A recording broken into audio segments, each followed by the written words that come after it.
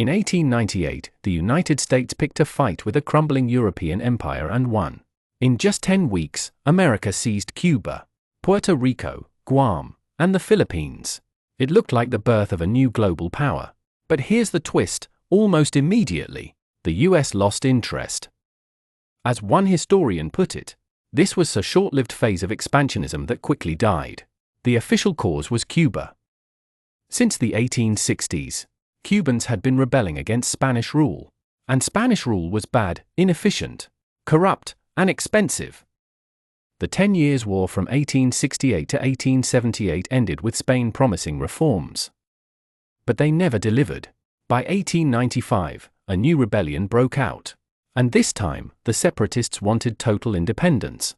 Spain sent 200,000 troops, but they couldn't win. The rebels couldn't win either.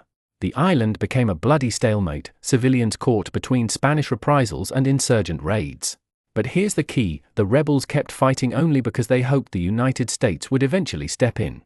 For years, Washington stayed neutral, officially. President Cleveland refused to recognize the rebels because, he said, they had a government only on paper.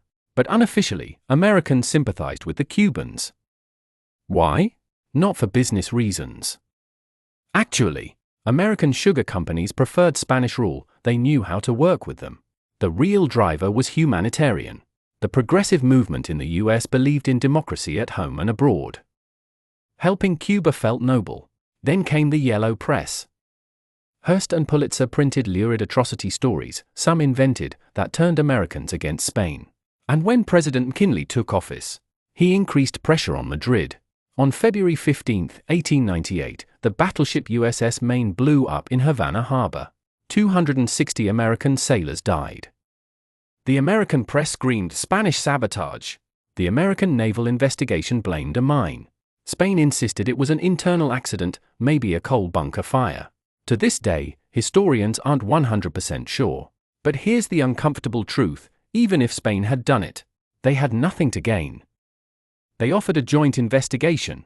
The US refused. Why? Because war fever had already taken over. The Maine's explosion wasn't the cause of the war, it was the excuse. Spain declared war first, as a matter of pride, on April 24, 1898. Then the US declared back. The war had two fronts. In the Pacific, Commodore George Dewey sailed into Manila Bay and annihilated the Spanish fleet. It wasn't even a contest. The Spanish ships were hopelessly outclassed. But Dewey's victory was spectacular, thanks in part to Assistant Secretary of the Navy Theodore Roosevelt, who had handpicked him. In Cuba, the campaign was messier. 15,000 American volunteers landed against 200,000 Spanish soldiers. Yet the Spanish couldn't concentrate their forces. Teddy Roosevelt's Rough Riders became legends at San Juan Hill. But here's a grim stat: for every American killed in battle, 13 died of disease, mostly yellow fever and typhoid. The Army's logistics were a disaster. By July, Spain's Caribbean fleet tried to escape Santiago Bay and was shredded by American gunnery. The war was over in 10 weeks. In the Treaty of Paris, December 1898, Spain withdrew from Cuba, ceded Puerto Rico and Guam, and sold the Philippines to the US for $20 million. Europe accepted it, not because they trusted America, but because they feared each other more. But then something strange happened. Imperialist sentiment collapsed. Americans realized that owning colonies meant putting down rebellions. In the Philippines, an insurrection against US rule lasted 3 years, cost thousands of lives, and was far bloodier than the war with Spain. Theodore Roosevelt wanted America to become a world power. But as the article says, the will to realize large desires did not survive. The US pulled back. Why? Because a world policy can't be invented, it must grow from national needs. And in 1900, most Americans didn't need an empire. The irony? The war was ultimately beneficial for Spain. It shed responsibilities it couldn't handle. And for Cuba and the Philippines, the outcome was good only because American imperialism didn't last. But the war left one lasting legacy. It made Theodore Roosevelt a hero, launched the US onto the world stage, and proved that America could fight, even if it didn't want to stay. The Spanish-American War wasn't the beginning of an empire.